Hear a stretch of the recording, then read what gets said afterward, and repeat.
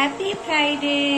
দেখো শুক্রবারে গ্যাস থাকে না, যাই হোক কি রান্না করলাম, ওই যে ভাত হচ্ছে, এ পাশে হচ্ছে ডাল করেছি, আর এই হচ্ছে চিকেন ফ্রাইটা করেছি আমার বিলি বাবুদের জন্য, মানে একটু হালকা হলুদ দিয়ে শুধু তেলে ভাজা, আর সাথে করেছি একটুখানি কলিজা সিদ্ধ, বেশি দিব না, মাংসের পরিমাণটা বেশি থাকবে। আমাদের জন্য কি করছে, আলু ভর্তা হচ্ছে, তো সাথে হচ্ছে যে পেঁয়াজ আর শুকনো মরিচ টালা হয়েছে, আর এই দিকে চিকেন কষা, এটা আমাদের জন্য।